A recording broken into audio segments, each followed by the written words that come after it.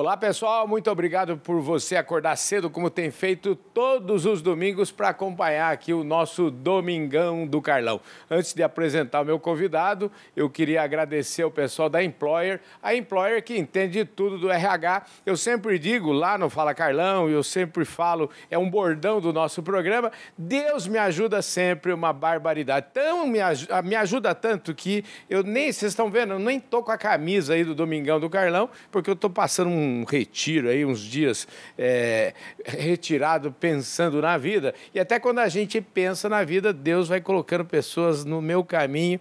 E o Alfredo Bottoni, aqui do meu lado, é um desses caras. Alfredo, obrigado pela gentileza de topar essa parada. Você acredita que o Alfredo nem me conhecia direito e falou assim, não, vai dar entrevista assim. Tá bom, Alfredo? Tudo bem, eu que agradeço essa oportunidade. E conhecer você realmente foi uma grande experiência para mim também aqui. Eu queria agradecer aqui o pessoal do Grupo Public. Achei esse material aqui hoje, por acaso, estava lá comigo, eu falei, vou mostrar também. É um folheto até meio antigo aqui do Grupo Public. Vocês sabem, o Grupo Public tem 3 negócios, uma agência de propaganda, a Public Agroagência, desde agosto, desde o dia 23 de setembro de 1988, trabalhando focado no agronegócio, e também a nossa plataforma Agro Revenda, que tem aqui a revista Agro Revenda, que é a grande plataforma de conteúdo da distribuição do agronegócio brasileiro. Eu quero aproveitar aqui, viu, Alfredo? Eu vou te dar de presente essa revista aqui, ao vivo e a cores. Viu, Muito obrigado. Com certeza. Eu já trabalhei no agro né? E vou aprender mais. Com certeza. Você sabe que essa gente aqui do agro é gente que precisa de caboclo competente como você, viu? Acho que a sua consultoria pode trabalhar com muita gente aí que está precisando do seu trabalho, viu? Estou à disposição e vou aprender junto. É isso aí, gente. Vamos lá, então. Já falei da plataforma Agro Revenda. Eu queria falar para vocês também que agora, em junho, na primeira semana, é a semana do meio ambiente, a gente vai fazer a segunda semana agroambiental aqui no programa Fala Carlão, que é o outro negócio do Grupo Public. Obrigado pela gentileza. Bom, é o seguinte, para começar aqui a apresentação do meu convidado, o Alfredo Bottoni, eu vou dizer o seguinte, esse caboclo nasceu na Itália, gente. Ele é brasileirão, assim, parece brasileiro, mas ele nasceu na Itália. E olha só o que eu ganhei de presente dele aqui, ó.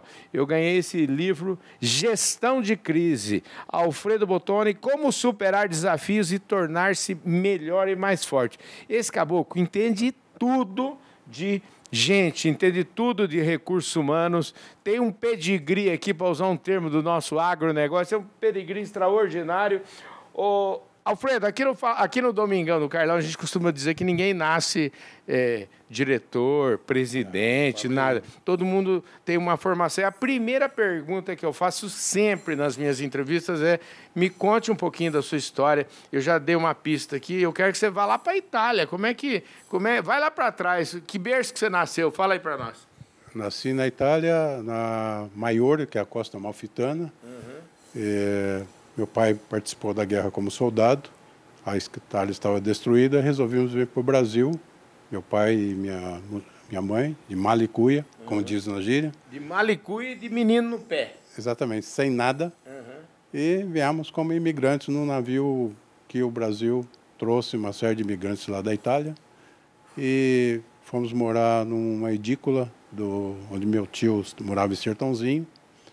Depois fomos morar numa favela lá na região de Mariporã. Ficamos lá 3 anos e pouco. Meu pai era motorista de caminhão de empreiteira. Ele não tinha nem carta antes, mas depois ele tirou a carta. Antes ele era um mero servente, vamos chamar de uma empreiteira que construía rodovias.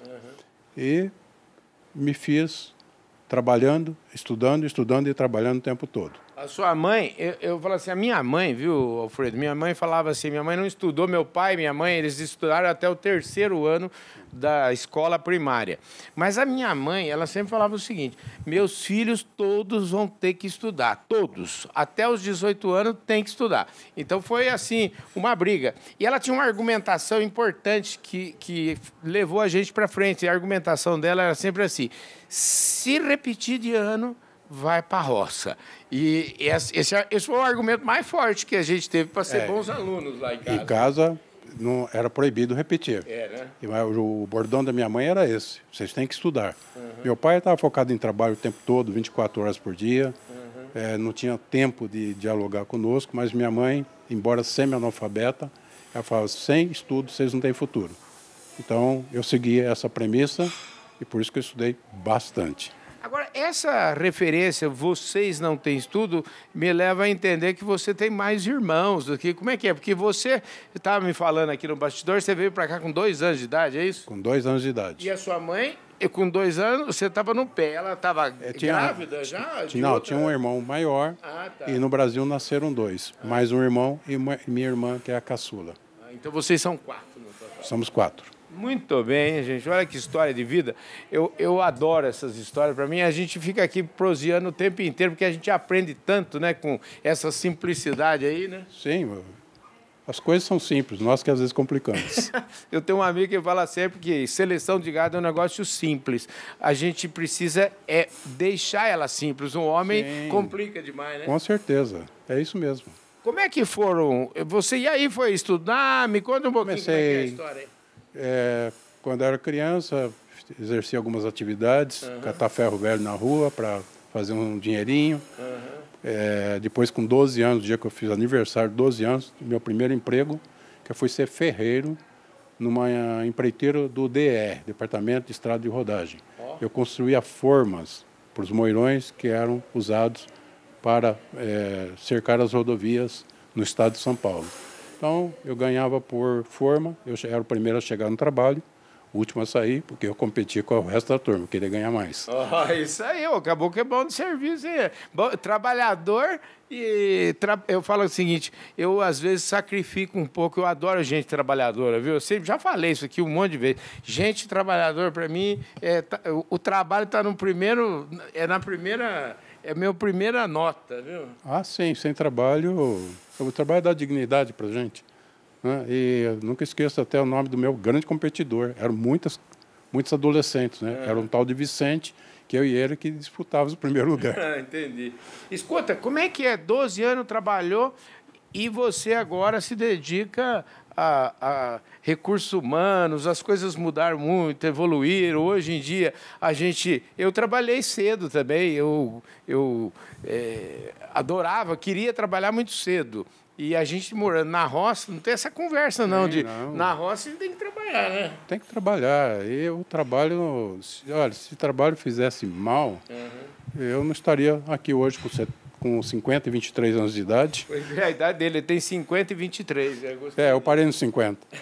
E depois de ferreiro, fui trabalhar em feira livre, fui descarregar caminhão, fui pregar prego em taco para obras, enfim.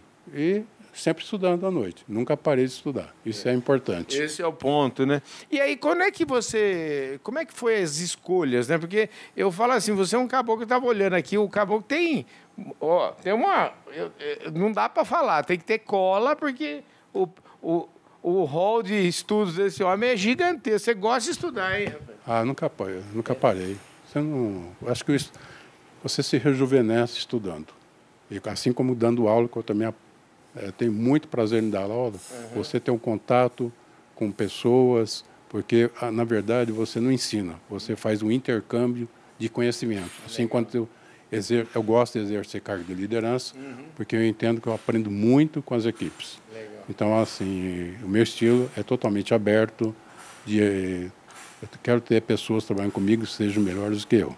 Isso é bom, hein? Aliás, os líderes que a gente entrevista aqui sempre, acho que talvez isso seja um traço, né? Sempre gente melhor do que eu. Essa frase é uma frase fundamental, eu acho. Lógico, liderar pessoas que não têm condições é até mais fácil, porque você manda e eles obedecem. Mas o resultado vai ser pior para a empresa. O melhor é quando você tem uma sinergia que você constrói, inova a partir de mentes brilhantes. Agora, eu estou vendo aqui, você me fala um pouquinho das suas graduações, como é que foi escolher? Porque esse negócio de escolher uma profissão, chega lá com 18 anos, a gente chega meio em dúvida, ou você nunca teve dúvida do que você queria fazer? Como é que é? Não, eu tinha certeza, mas eu fiz o que eu podia, e não aquilo que eu queria. Meu sonho era ter sido engenheiro, porque eu tenho muita facilidade com números. Mas, onde eu estava trabalhando em Itu, eu trabalhava numa obra de construção em Cabreúva, uma vila residencial. Sim, tá gravando, em Cabreúva. Eu trabalhava numa vila residencial, acompanhava a construção.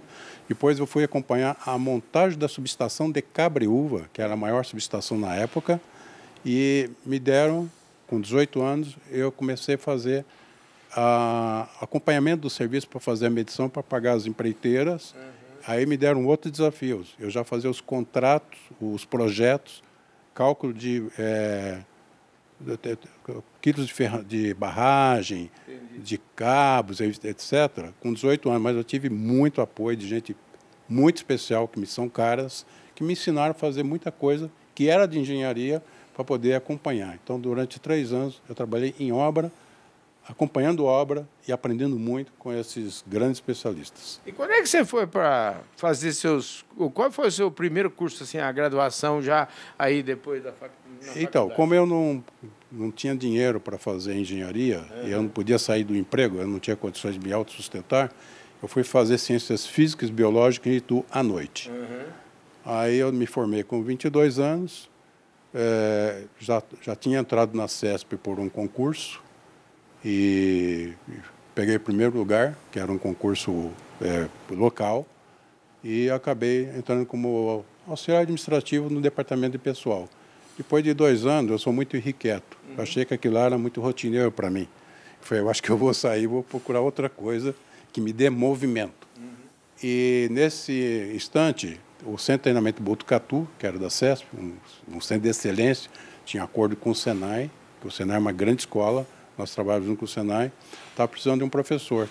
Aí foi entrevistado, eu acabei indo para Botucatu, onde trabalhei 8 anos como instrutor de treinamento, e já na segunda etapa, fazendo trabalho de desenvolvimento de chefias, mudar o mindset das chefias, porque nós estamos saindo de um processo de ditadura para uma democracia.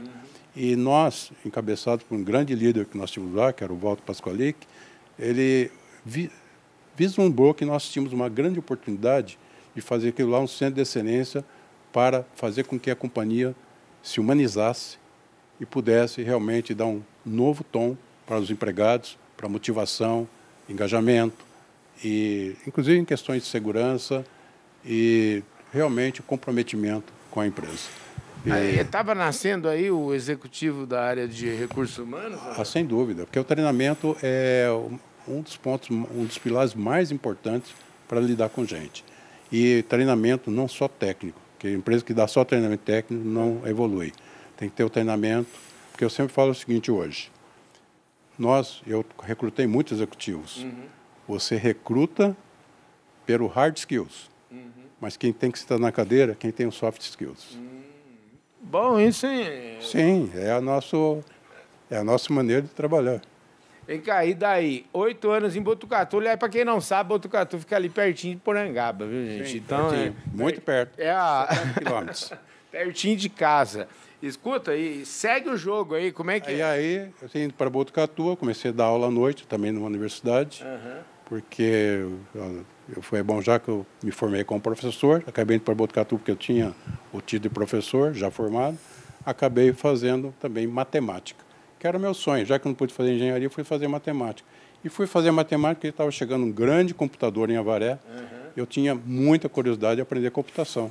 E eu tive a oportunidade de aprender computação no curso de matemática que eu fiz em Avaré. Então você é matemático também, é isso que chama? Também. Também, né? Vou mandar um abraço para o Eustáquio, lá de Brasília. Eustáquio, eu só conhecia um matemático, que era você. O Eustáquio é um economista do IPEA, e ele é matemático. Ele faz questão de dizer que ele é matemático, então agora eu conheço 2 matemáticos. Aí uma hora eu te apresento ele, viu?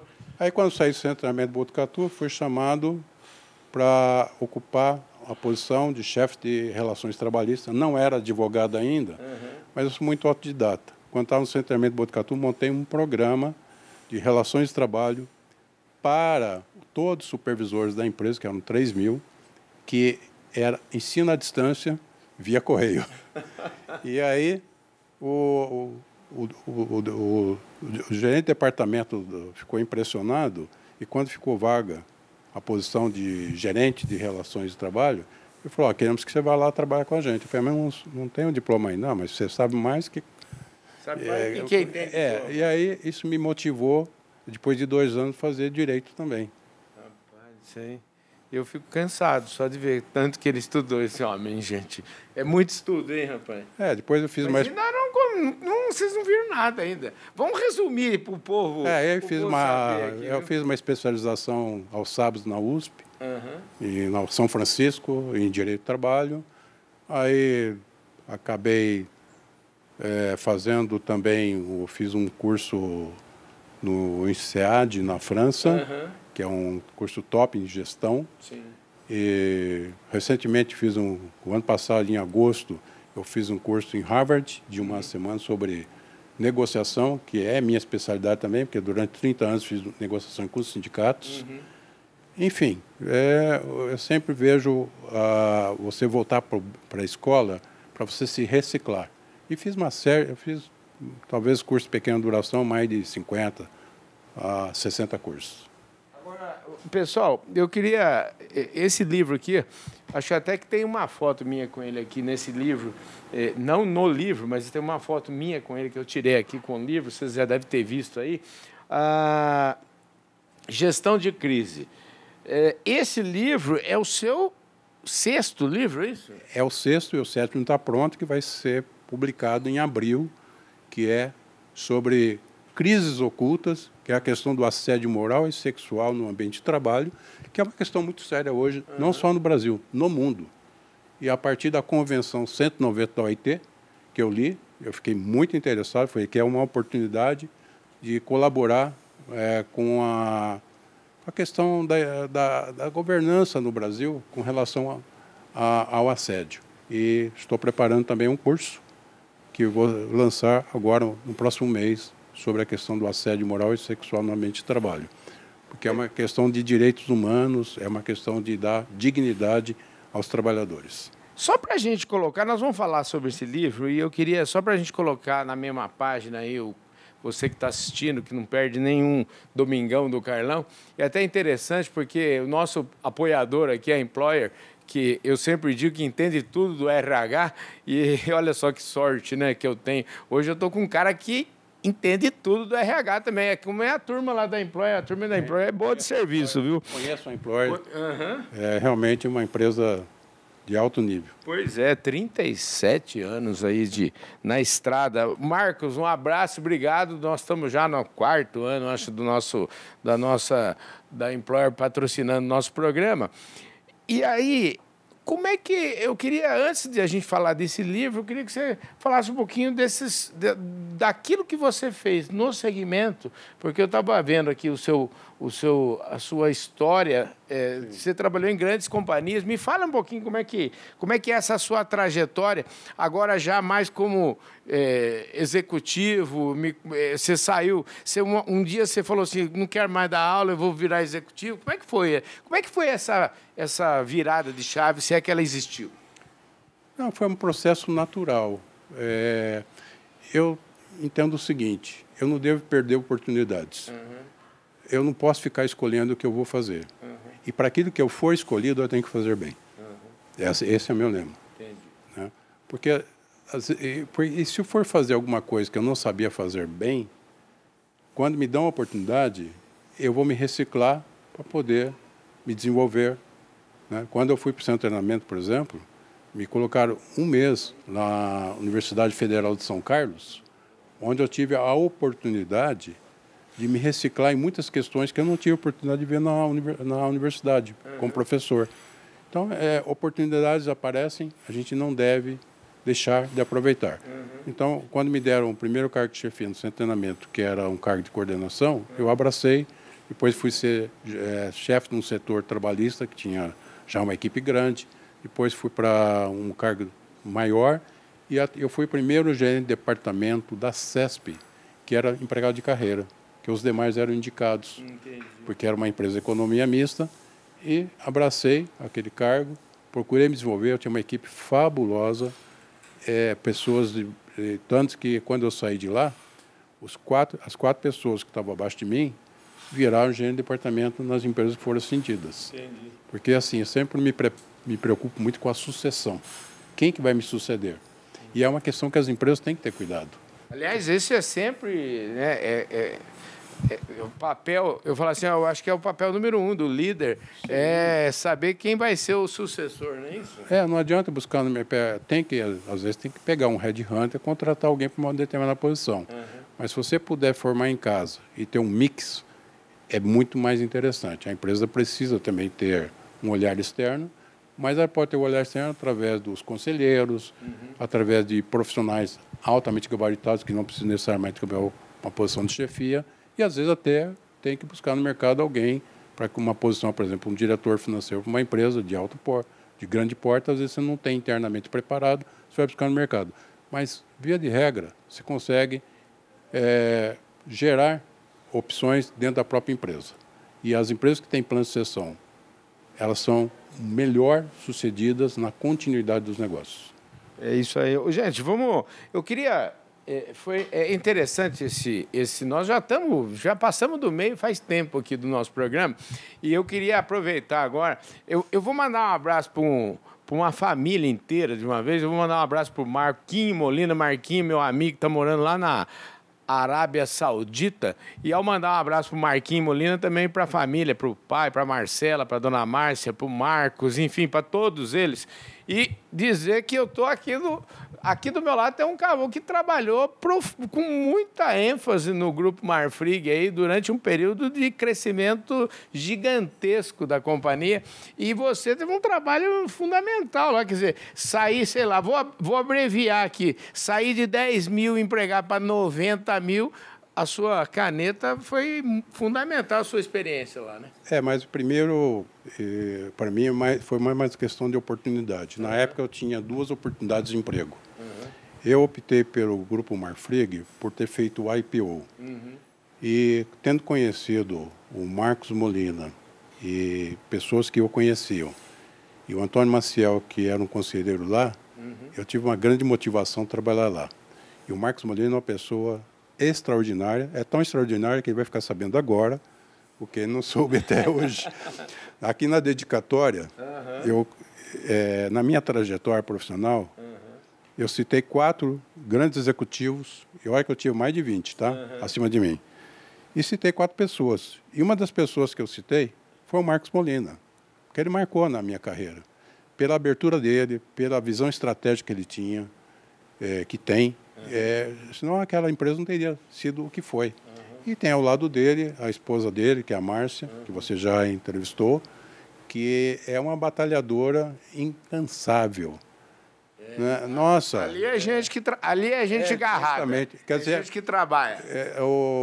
É aquilo que eu até assisti à entrevista, o dinheiro não cai do céu nem de árvore. O dinheiro cai pelo trabalho. E esse dinheiro tem valor. Então, o que eles têm é com muito mérito. E, para mim, foi marcante na minha carreira, até que eu dei um fôlego no setor elétrico, quando trabalhei muito tempo, e fui aprender muita coisa lá, que os desafios lá são diferentes de outras empresas. O segmento do agro é muito interessante. O pessoal vê o agro, às vezes, com uma forma muito diminuta.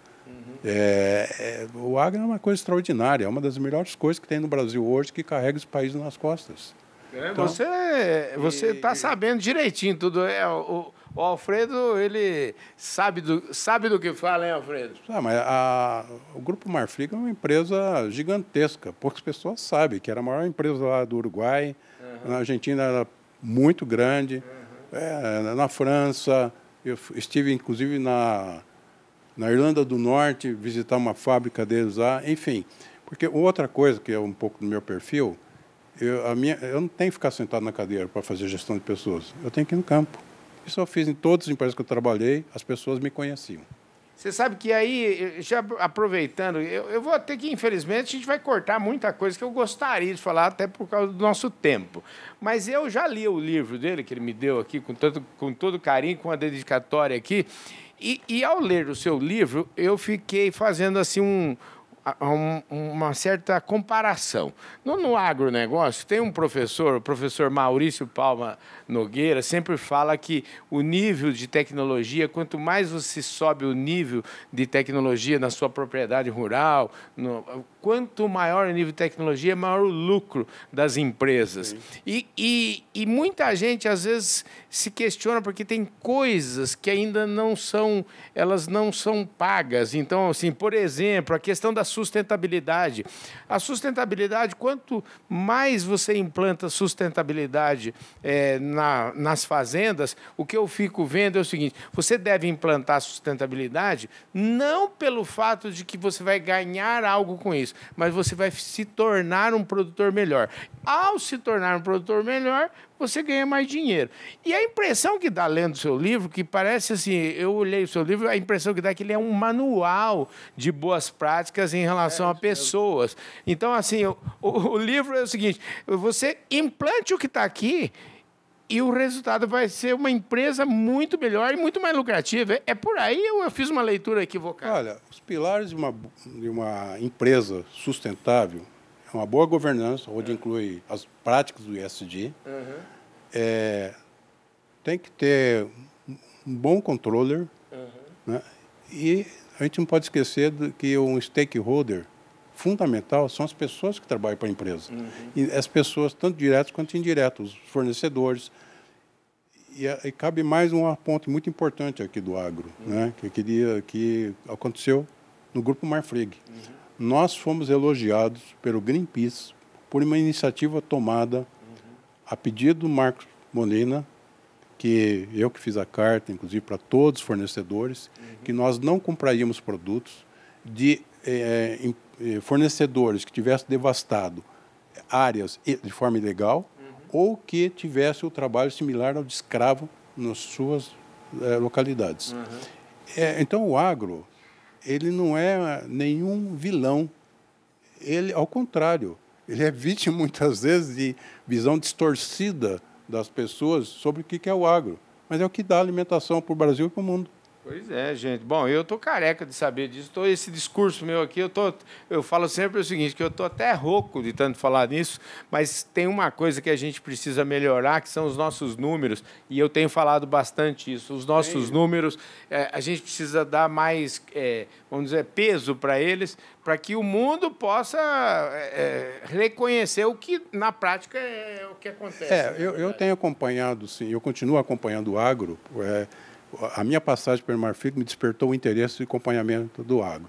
Eu vejo que o agro tem se desenvolvido muito. Eu, por exemplo, já fiz 2 cursos sobre inteligência artificial, estou fazendo um 3º. Eu vejo que o agro está muito avançado nessas questões. Vai ser muito importante para o Brasil, para o mundo, nós melhorarmos as condições ambientais através do uso de tecnologia. Então, a tecnologia é muito bem-vinda, precisamos sabê-la utilizar. E você é muito bem-vindo aqui sempre no Domingão do Carlão, no Fala Carlão, viu? Porque estão me dizendo aqui que o nosso programa, você viu que passa voando aqui. Conversa boa, gente, é uma delícia. Porque conversa boa, ninguém nem vê. O povo fala que assiste o Domingão do Carlão, de 30 minutos, ele fala: Carlão, não vejo nem passar a hora, é por conta dos meus convidados. Essa é a turma só da prateleira de cima. Obrigado, viu, pela sua gentileza. Eu que agradeço muito você ter me dado essa oportunidade, que é um canal de exposição de profissionais e é gratidão. Maravilha. Só isso. Ó, eu vou gravar com você depois, eu tenho um quadro lá no nosso canal chamado Café no Fala Carlão. Aí a gente vai detalhar um pouquinho melhor o que você anda fazendo para ver as contribuições que você pode dar para o nosso agronegócio. Tem muita coisa boa para falar. Eu acho até que vou gravar outro Fala Carlão para cor na sequência com você. Obrigado, viu, Alfredo? Nada, eu que agradeço. E para você que está aí garrado aqui no Domingão do Carlão, muito obrigado pela sua audiência. De novo, em algum canto aqui dessa tela vai ter a logomarca da Employer, a Employer que entende de tudo do RH, nossa patrocinadora. Também agradecer o pessoal da plataforma Agro Revenda, Grupo Public, enfim, todo mundo, Public Agroagência. Obrigado pelo apoio, um forte abraço, um ótimo domingo para vocês. Eu espero que vocês tenham um almoço em família maravilhoso. A gente se vê com certeza domingo que vem, aqui mesmo no nosso Domingão do Carlão.